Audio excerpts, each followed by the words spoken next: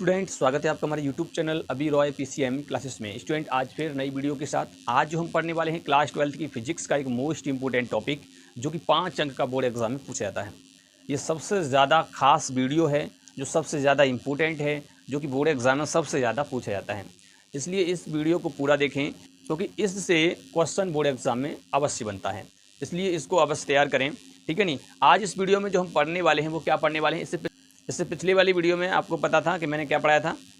इससे पिछले वाली वीडियो में मैंने पढ़ाया था आपको वैद्युत द्विध्रुव तथा वैद्युत द्विध्रुव आघूर्ण क्या होता है, उसके बारे में बता दिया था, ठीक है नहीं। आज इस वीडियो में केवल हम इतना देखने वाले हैं कि वैद्युत द्विध्रुव के कारण वैद्युत क्षेत्र की तीव्रता किस प्रकार से निकालते हैं, किसी भी बिंदु पर, चाहे अच्छी हो चाहे निरच्छी हो, ठीक है नहीं।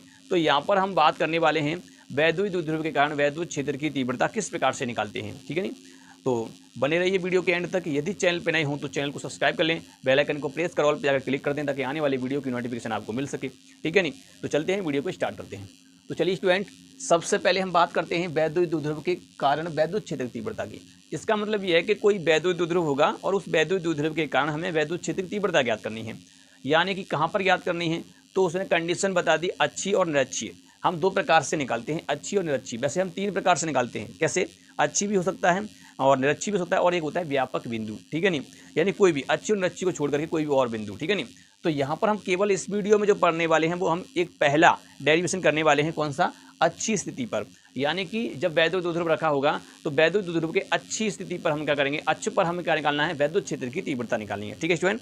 तो उसके बारे में हम यहाँ पर पढ़ने वाले हैं। तो चलिए, अच्छी स्थिति क्या होती है, जैसा कि आपको पता है अक्ष का मतलब होता है इस प्रकार से, जैसे ये मार्का यहाँ पर रखा हुआ है तो इस प्रकार से अच्छी होगा, ठीक है नहीं। निरक्ष कैसा होगा, यानी कि लंबवत ऊर्ध्वाधर होता है, उसे कहते हैं। तो यहाँ अच्छी की बात कर रहे हैं, तो अच्छी स्थिति पर हमें क्या करना है, वैद्युत क्षेत्र की तीव्रता ज्ञात करनी है। तो सबसे पहले यहाँ पर हम चित्र से क्लियर करते हैं। सबसे पहले देखते हैं क्या कह रहा है, वैद्युत द्विध्रुव के कारण हमें निकालना है। तो वैद्युत द्विध्रुव क्या होता है, यानी कि समान परमाणु के विपरीत आवेश जो होते हैं वो अल्प दूरी पर स्थित होते हैं। तो वही हम यहाँ पर बना लेते हैं। सबसे पहले वैद्युत द्विध्रुव को लेते हैं, एक वैद्युत द्विध्रुव को लेते हैं और फिर इसका चित्र को क्लियर करते हैं। पहले हमें मान लेते हैं कि यहाँ पर तुम्हारा एक वैद्युत द्विध्रुव मान लेते हैं। तो ये वैद्युत द्विध्रुव एक पॉइंट है और यहाँ पर जो आवेश है वो Q है माइनस का, ठीक है नहीं। और यहाँ से आपका अल्प दूरी पर एक और आवेश रखा हुआ है, इसे B पॉइंट नाम देते हैं। और यहाँ पर तुम्हारा प्लस Q आवेश है। और ये दूरी जो है स्टूडेंट वो कितनी है, यहाँ से लेकर यहाँ तक ये 2L दूरी है। कितनी दूरी है, यहाँ से यहाँ तक 2L दूरी है। अब हमें अच्छी स्थिति पर चाहिए, तो अक्ष तो इस प्रकार से होता है। तो यहाँ से हम क्या करेंगे, एक मध्य बिंदु है, ये इसका मध्य बिंदु मान लेंगे O। एक मध्य बिंदु, वैद्युत द्विध्रुव का मध्य बिंदु O है। इससे हम क्या करेंगे, यहाँ से R दूरी पर एक हम पॉइंट ले लेंगे, यहाँ से हम इस प्रकार से अक्ष पर। तो यहाँ पर हमने एक पॉइंट P ले लिया है और इस पॉइंट P की जो दूरी है इस मध्य बिंदु से वो R है। कितनी है? R है, ठीक है। यानी कि हमने पहले क्या किया कि यहाँ पर हमने एक वैद्युत द्विध्रुव लिया, A और B एक वैद्युत द्विध्रुव है, जिसके मध्य बिंदु O से R दूरी पर एक बिंदु P लिया है, जिस पर हमें वैद्युत क्षेत्र की तीव्रता हमें ज्ञात करनी है। तो जैसा कि आपको पता है कि वैद्युत क्षेत्र की तीव्रता हम यहाँ पे ज्ञात करेंगे, तो प्लस के कारण दूर की तरफ होती है, तो यहाँ से इसकी डायरेक्शन इस प्रकार से होगी है ऐसी, इसको E1 नाम देंगे, ठीक है नहीं। और माइनस के कारण उसकी पास की तरफ होती है, तो इस प्रकार से इसकी वैद्युत क्षेत्र की डायरेक्शन जो होगी इस प्रकार से होगी, इसे हम E2 नाम देंगे, ठीक है। इस प्रकार से इनको हम नाम देते हैं। तो यहाँ पर हमें वैद्युत क्षेत्र तीव्रता, परिणामी वैद्युत क्षेत्र चाहिए। तो परिणामी वैद्युत क्षेत्र किस प्रकार से निकल के आएगा, तो यहाँ पर हमें E चाहिए, E नेट, ठीक है नहीं, E वेक्टर हमें यहाँ पर चाहिए। तो E नेट किस प्रकार से निकलेगा, वही हमें यहाँ पर निकालना है इस वैद्युत द्विध्रुव के कारण। तो ये चित्र बन गया यहाँ पर। अब देखिए इसकी थ्योरी किस प्रकार से लिखोगे आप। इसकी थ्योरी लिखना, लिखेंगे कि माना एक वैद्युत द्विध्रुव AB है, जो माइनस Q तथा प्लस Q आवेश से मिलकर बना है, जिनके बीच की दूरी 2L है, ठीक है नहीं। इसके मध्य बिंदु से R दूरी पर एक बिंदु P लिया है। कहाँ पर लिया है? अक्ष पर लिया है। मध्य बिंदु O से R दूरी पर अच्छी स्थिति में एक बिंदु P लिया है, जिस पर वैद्युत क्षेत्र की तीव्रता की गणना करने पर। तो इस प्रकार से आप थ्योरी लिखेंगे, ठीक है। अब क्या करना है आपको, देखिए यहाँ पर अगर आप देखें तो ये मध्य बिंदु है, तो ये वाली दूरी कितनी होगी, ये वाली भी दूरी तुम्हारी L हो जाएगी यहाँ से यहाँ तक, और यहाँ से लेकर यहाँ तक दूरी भी तुम्हारी L हो जाएगी। 2L है ना, इसलिए तो 2L यहाँ पर 2L दिया है, तो ये L हो जाएगा, 2L हो जाएगा, प्लस जुड़ के हो जाएगा यहाँ पर। तो इस प्रकार से होगा, ठीक है। तो ये आपका यहाँ पर चित्र क्लियर होता है, थ्योरी भी इस प्रकार से लिखी जाएगी। अब हमें क्या करना है, अब हमें यहाँ पर हम देखो क्या करेंगे, वैद्युत क्षेत्र की तीव्रता ज्ञात करेंगे। तो वैद्युत क्षेत्र तीव्रता का हमने फॉर्मूला पढ़ लिया है, हमने डेरिवेशन कर लिया। E बराबर क्या होता है, E बराबर जो होता है स्टूडेंट वो होता है 1/4 पाई एप्सिलॉन नॉट Q बटे में R स्क्वायर। ये फॉर्मूला होता है वैद्युत क्षेत्र की तीव्रता का, ठीक है नहीं। वैद्युत क्षेत्र की तीव्रता का फॉर्मूला होता है ये। इसी फॉर्मूला का प्रयोग करेंगे यहाँ पर हम। माइनस क्यू आप इसके लिए, प्लस क्यू आप इसके लिए। तो यहाँ पर दूरी दी है तो दूरी पता होनी चाहिए ना हमें, तो यहाँ पर दूरी हमें निकालनी पड़ेगी सबसे पहले। तो क्या करेंगे हम, यहाँ पर सबसे पहले निकालेंगे दूरी।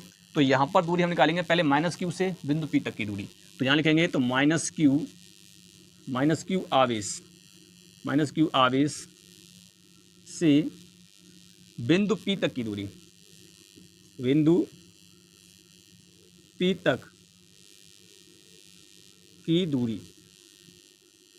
तो बिंदु पी तक की दूरी कितनी हो जाएगी स्टूडेंट, यहाँ पर देखिए, यहाँ से लेकर यहाँ तक आर है पी तक, तो इसमें एल और जुड़ जाएगा इस आर में, ठीक है नहीं, तो हो जाएगी यहाँ पर क्या तुम्हारी आर प्लस की एल, ठीक है, ये दूरी हो जाएगी।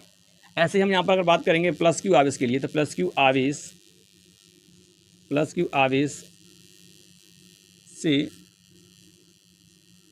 बिंदु पी तक की दूरी, तो यहाँ से कितनी हो जाएगी। अब देखिए यहाँ से लेकर यहाँ तक आर है, तो ये एल इसमें से घट जाएगा, तो यहाँ से लेकर यहाँ तक बचेगा, तो आर माइनस एल हो जाएगा, यहाँ पर आर माइनस एल, ये दूरी हो जाएगी।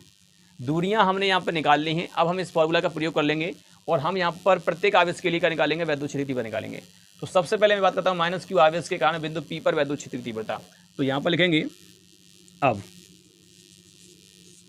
माइनस क्यू आवेश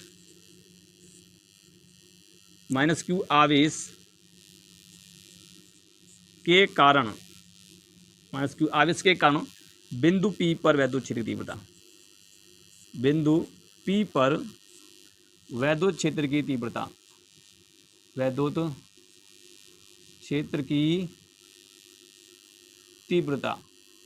तो तीव्रता इसकी हम यहाँ पर निकालेंगे, तो निकल के आएगी, यहाँ पर देखिए माइनस क्यू की बात चल रही है, तो माइनस क्यू के लिए E2 है यहाँ पर, तो E2 लिया जाएगा यहाँ पर, E2 वेक्टर, ठीक है नहीं, बराबर यहाँ पर कितना हो जाएगा 1/4πε0, ठीक है नहीं, आवेश क्यू लिया जाएगा यहाँ पर, क्यू वटे में आर उसकी एल, आर दूरी कौन सी है इसके लिए, माइनस क्यू के लिए, तो ये वाली है, तो आर प्लस के एल, तो जो हो जाएगा आर प्लस के एल का होल स्क्वायर, इतना हो जाएगा, ठीक है, इतना यहाँ पर तुम्हारा हो जाएगा।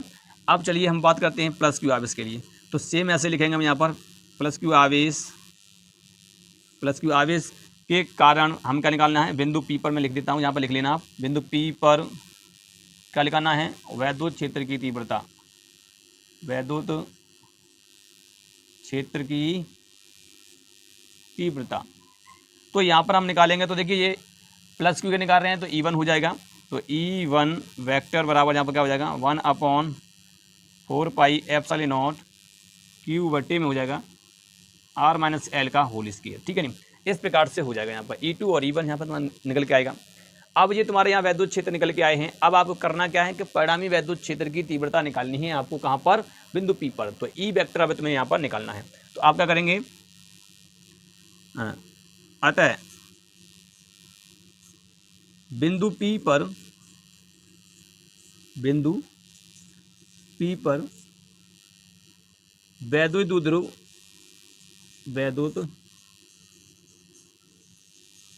द्विध्रुव AB के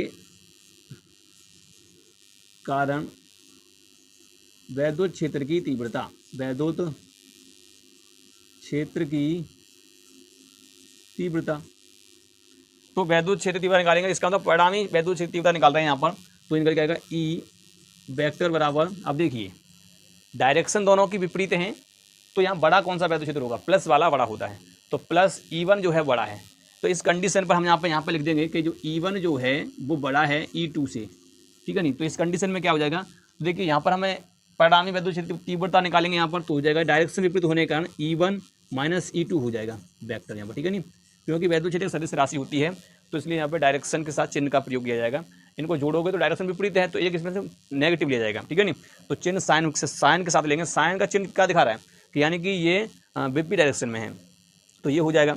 अब इनकी हम वैल्यू रख देंगे यहाँ पर, इनको सबको उठा के यहाँ पर रखेंगे, ठीक है। तो पहले इतने का स्क्रीनशॉट लीजिए, नहीं तो आपको नीचे दिखाई नहीं देगा, ठीक है नहीं। तो पहले इतना स्क्रीनशॉट ले लीजिए, मैं इसको साफ कर दूंगा, उसके बाद यहाँ पर क्या हो जाएगा, मैं इसको फॉर्मूला जो है ये वाली वैल्यू यहाँ पर रख दूंगा, ठीक है। तो चलिए स्क्रीनशॉट लीजिए। तो चलिए स्टूडेंट, अब हम क्या करते हैं, अब ये जो मान दिए हैं E1 और E2 के मान दिए हैं यहाँ पर रखते हैं, ठीक है।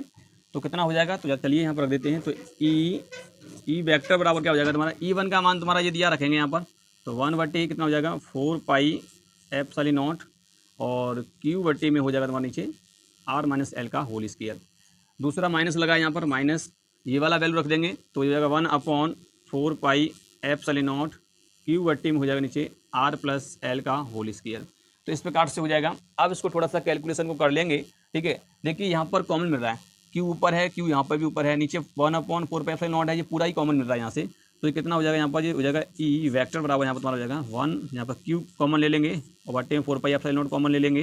तो अंदर क्या बचेगा, केवल बचेगा यहाँ पर तुम्हारा 1/, यहाँ बचेगा r-l का होल स्क्वायर माइनस 1/r+l का होल स्क्वायर, ठीक है। इस प्रकार से बचेगा।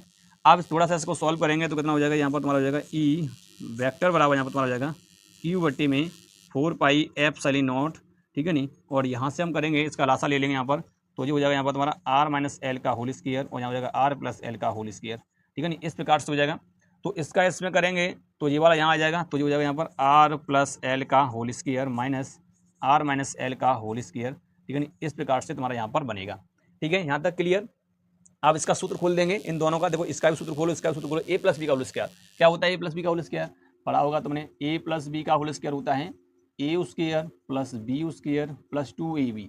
और a-b का क्या होता है, a-b का होल स्क्वायर होता है a² + b² - 2ab, ठीक है नहीं, ये होता है। तो ये एक जगह हम माइनस में खोलेंगे, एक जगह हम प्लस में खोलेंगे। तो यहाँ पर खोलते हैं तो कितना हो जाएगा यहाँ पर तुम्हारा ई वेक्टर बराबर तुम्हारा यहाँ पर हो जाएगा क्यू बट्टी में हो जाएगा 4πε0 और यहाँ पर तुम्हारा हो जाएगा, इसको खोलते हैं पहले तो r² + के l² + के 2rl, ठीक है नहीं। और माइनस है तो यहाँ पर कोष्टक लगा लेंगे, ठीक है नहीं। कोष्टक में खोलेंगे इसको तो r² + के l² - के 2rl, ठीक है नहीं। कोष्टक बंद कर देंगे और सबके बटे नीचे कितना है r-l का स्क्वायर, ठीक है नहीं। तो r-l का स्क्वायर, देखो इसका देखो उसके करते हैं। यहाँ पर अगर तुम्हारे ऐसे दिया हो कि a-b एक कोष्टक में और एक प्लस b एक कोष्टक में, तो जो हो जाएगा a² - के b²।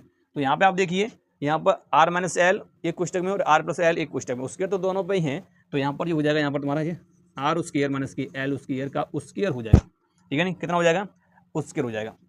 आप देखिए आगे की तरफ इसमें थोड़ा सा करेंगे, इसको कोष्टक को हटाएंगे तो माइनस का अंदर गुणा हो जाएगा इसके अंदर। तो ये यहाँ पर क्या हो जाएगा ई वेक्टर बराबर यहाँ पर हो जाएगा क्यू बट्टी में 4πε0 और यहाँ पर तुम्हारा क्या हो जाएगा ये r² + की l² + की 2rl, माइनस का अंदर गुणा करेंगे तो r² और माइनस l² और जो माइनस है वो प्लस हो जाएगा 2rl।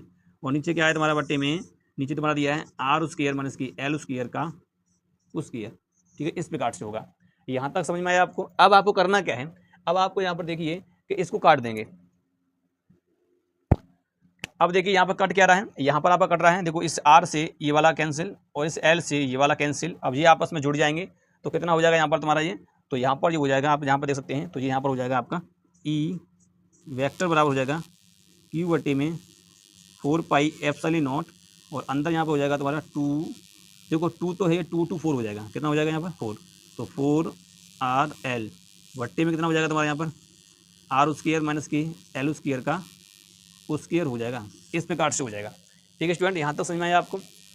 अब देखिए अब करना क्या है इसमें, अब इसमें करना क्या है, यहाँ पर 4rl है, इसको क्यू का अंदर गुणा कर देंगे तो कितना हो जाएगा, ये हो जाएगा यहाँ पर। चलिए मैं यहाँ से करता हूँ तो जो हो जाएगा ई वेक्टर बराबर तुम्हारा यहाँ पर हो जाएगा, क्या हो जाएगा, क्यू का अंदर गुणा कर देंगे तो 1/4πε0 नीचे रहेगा, क्यू का अंदर गुणा हो जाएगा तो जाएगा 4qlr बट्टे में हो जाएगा नीचे तुम्हारा r उसके माइनस की l² का स्क्वायर, ये तो हो जाएगा यहाँ पर। देखिए इस प्रकार से क्यू का अंदर गुणा कर दिया है। अब यहाँ से क्या हो जाएगा स्टूडेंट कि इसको हम तोड़ सकते हैं कैसे, देखो ई वेक्टर बराबर यहाँ पर हो जाएगा 1/4πε0, इसको तोड़ देंगे 2 × में 2ql और इंटू में r, ठीक है नहीं। और बट्टे में तुम्हारा कितना है तुम्हारे यहाँ पे r² - की l² का स्क्वायर। अब यहाँ पर आप देखिए तो ये वाला जो तुम्हें दिखाई दे रहा है ये वाला इतना, ये क्या बन रहा है तुम्हारा, ये यहाँ पर बन रहा है तुम्हारा p बराबर। तो आपने पढ़ा है कि p बराबर क्या होता है, p बराबर होता है वो होता है 2ql। तो हम p रख देंगे ना इतने की जगह पर, 2ql दिया है तो 2ql की जगह पर p रख देंगे। तो ये हो जाएगा ई वेक्टर बराबर 1/4πε0, यहाँ पर तुम्हारा हो जाएगा 2pr, ठीक है नहीं। बट्टे में हो जाएगा नीचे तुम्हारा r² + की l² का स्क्वायर, इतना हो जाएगा। अब आपको यहाँ पर एक कंडीशन लगानी है, क्या लगानी है कि मान लेते हैं कि जो l है वो बहुत छोटा है किससे, r से, क्योंकि भाई ये r तो बड़ा होगा ना, ये तो बहुत पहले से ही अल्प था। तो यहाँ पर लिखेंगे यदि l जो है वो क्या है, बहुत ही छोटा है किससे, r से, तब L बराबर 0 हो जाएगा, नगण्य हो जाएगा। तो यहाँ पर बनेगा जी तुम्हारा E वेक्टर बराबर 1/4 पाई एप्सिलॉन नॉट 2PR बटे, ये तो 0 हो जाएगा, तो जो हो जाएगा R, देखो यहाँ पर 2 है, ये 2 पहले से है तो 4 हो जाएगा यहाँ पर। अब इसमें से देखिए एक R से इसमें से एक कट जाएगा, ठीक है नहीं, तो कितना बचेगा, चलिए मैं यहाँ पर लिख देता हूँ इसको, तो इसको उठा के यहाँ लिखता हूँ, तो कितना हो जाएगा, ये हो जाएगा यहाँ पर तुम्हारा E वेक्टर बराबर तुम्हारा यहाँ पर हो जाएगा 1/4 पाई एप्सिलॉन नॉट, और जो हो जाएगा 2P बट्टे में हो जाएगा तुम्हारा RQ, ठीक है। तो ये आपका यहाँ पे फॉर्मूला बन जाता है अच्छी स्थिति के लिए, ये व्यंजक निकल के आता है, ठीक है स्टूडेंट। यहाँ पर आपका ये क्या निकल आया, व्यंजक निकल के आता है। उम्मीद करते हैं यहाँ तक तो आपको क्लियर हो चुका होगा, ठीक है। डायग्राम पता होना चाहिए, कैलकुलेशन एक बार और देख लेना वीडियो को स्किप करके पीछे की तरफ, और आपको समझ में आ जाएगा, ठीक है नहीं। तो इस प्रकार से मैंने आपको यहाँ पर क्या किया है कि ये अच्छी स्थिति पर किस प्रकार से वैद्युत क्षेत्र की तीव्रता निकालते हैं उसका डेरिवेशन यहाँ पर करवाया है, बहुत ही आसान तरीके से करवाया है, ठीक है स्टूडेंट। उम्मीद करते हैं आपको समझ में आ चुका होगा। और यहाँ पर स्टूडेंट जो है, ये पी क्या है लिख देंगे, यहाँ पर पी क्या है, वैद्युत द्विध्रुव आघूर्ण, यहाँ पर लिखेंगे वैद्युत द्विध्रुव आघूर्ण, वैद्युत द्विध्रुव आघूर्ण होता है। और यहाँ पर तुम्हारा जो आर है वो क्या है, वो दूरी है, दूरी, ठीक है नहीं। और ई वैद्युत क्षेत्र तीव्रता है। तो इसका जो मात्रक भी क्या होगा स्टूडेंट, इसका मात्रक होगा न्यूटन प्रति कूलम, यही इसका मात्रक होता है, न्यूटन प्रति कूलम इसका मात्रक होता है। वैद्युत क्षेत्र तीव्रता का मात्रक वही रहेगा, विमा भी वही रहेगी, ठीक है। तो इस प्रकार से होता है। यहाँ पर तुम्हारा जो मैंने फॉर्मूला निकाला है, तो उम्मीद करते हैं आपको समझ में आ चुका होगा। यदि वीडियो पसंद आई हो तो लाइक करें, शेयर करें, चैनल को सब्सक्राइब कर बेल आइकन को प्रेस जरूर कर दें, ताकि आने वाले वीडियो की नोटिफिकेशन आपको मिल सके, ठीक है नहीं। अब मिलेंगे नेक्स्ट वीडियो में। नेक्स्ट वीडियो में हम पढ़ेंगे निरक्षीय स्थिति पर वैद्युत क्षेत्र तीव्रता किस प्रकार से निकालते हैं, उसका भी हम डेरिवेशन करेंगे, ठीक है स्टूडेंट। तो हम मिलेंगे नेक्स्ट वीडियो में, तब तक के लिए जय हिंद।